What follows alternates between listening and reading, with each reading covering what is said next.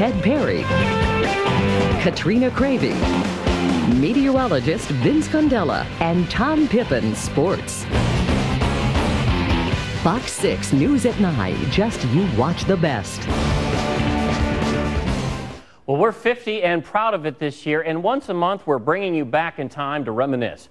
If you and I each made a list of TV6 news greats over the years, your list might have Carl Zimmerman, Vince Givens, Myra Sanchek, Julie Feldman. Those are all great choices. My list, though, would also have Jim Wilson, Dale Martorana, Mary Krusick, Matt Close, Craig Hofer. Got that wrong. Who are they, you're asking? Some of the people who have brought you 50 years of photography here at Fox 6. On the defense. Try as it might, Hollywood never seems to capture the way TV news really is. Those of us who work in the business love pointing out how movie makers get things wrong. For example, watch Michelle Pfeiffer's character go live during a prison riot in this scene. Neat trick, especially since there's no cable hooking the camera to a live truck. Oh, that doesn't bother most folks, but we tend to take note. You see, news crews aren't nearly as intrusive or as clueless. Channel 5 News. And cut it. As they're portrayed on the big screen. But the Chris Elliott character in Groundhog Day, he did nail the angst of photographers everywhere. No, people just don't understand what is involved in this. This is an art form. You know, I think that most people just think that I hold the camera and point it at stuff. But there is a heck of a lot more to it than just that. Photojournalists, you can call them PJs or photographers, but please do not call them shooters, are the silent partner in the enterprise of TV news reporting. You rarely know their names, but you've seen their work. From the historic, the stories we want to remember,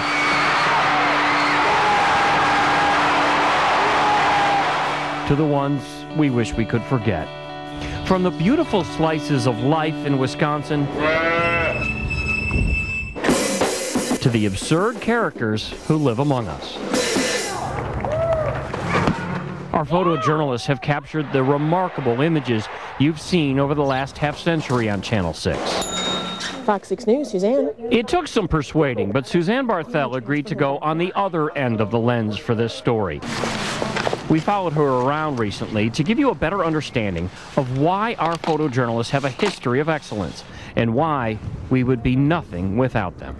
It was early on in the search for two missing Milwaukee boys. Suzanne and reporter Vivica Vergara are sent out with fairly open-ended orders.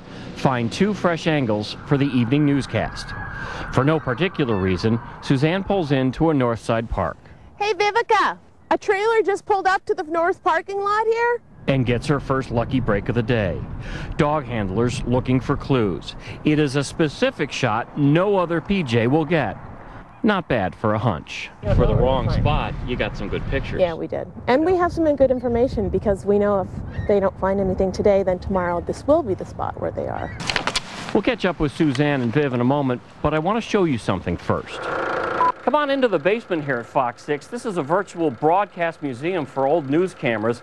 We have the film cameras here, the original film cameras that we used in the late 50s, the 60s, the 70s. We got rid of the film in the 80s and moved to tape. This was one of the earliest tape cameras, but get this, you also needed a deck for the tape and the battery, the power pack here. Carrying around one of these units all day was like carrying a Volkswagen on your back. Then in the 80s, we moved to what's called a beta cam. Smaller tape, all housed in one unit here. In fact, we just retired these this year. The camera this story is being shot on is digital, doesn't use any tape at all. And the most amazing thing about all this equipment you see here is that it was used by guys who are still on our staff today. The line I get now is, "Well, you're still working? I thought you'd retired by now." Most of our news staff wasn't even born when Clint Fillinger picked up a camera for TV6 in 1967. There hasn't been a major story since that Clint hasn't told a part of with his camera. I've done just about everything.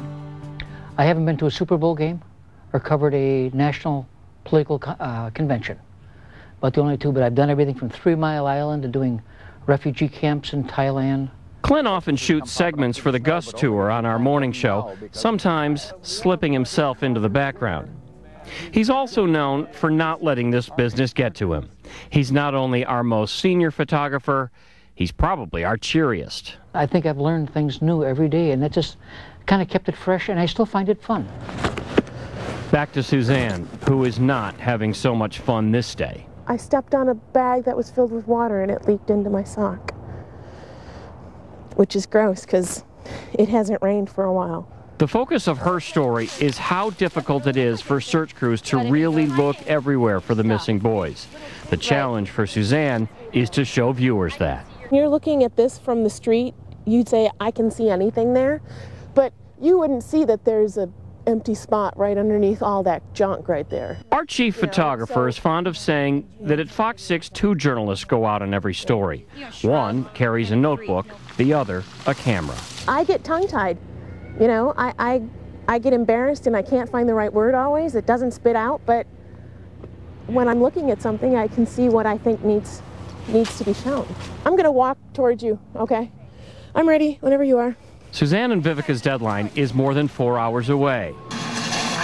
Step by step. But inside this Fox 6 live truck, photojournalist Andy Conkle edits a story TRT's 127 that will air in less than 20 minutes. Now, a story like this, I hope what we put on the air, you know, helps somebody recognize, you know, the kids' faces. A week before this assignment, Andy was in sunny California. No problem. Covering Marquette in the NCAA tournament. That range of one assignment to the next, for most of us, is the biggest draw of the business. You know, I like being in amongst the action. If it's sports, it's something I can't participate in, but I feel like being on the sidelines, I'm sort of part of the action, or at least bringing it, you know, for other people to watch. We're in the show. Okay. It's 4 minutes to 9. No one will watch Suzanne and Vivica's story if she doesn't set up the live shot. They make it with seconds to spare. Their day is just about done. Enough time to reflect on her goal. Learn something new every day. I learned that there are a lot more people who have compassion than I thought. You know, just the people who came out of their own time, they spent their own money to make these flyers with the pictures of the kid. There's just a lot more people who care.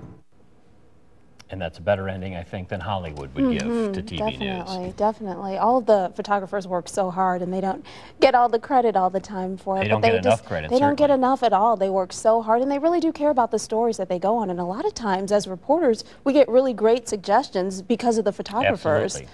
So that was a really great piece. And how do I thank photographers like Craig Hofer? How I do you do butcher it? his name in the intro. That's the perfect irony. Sorry about that, Hofer.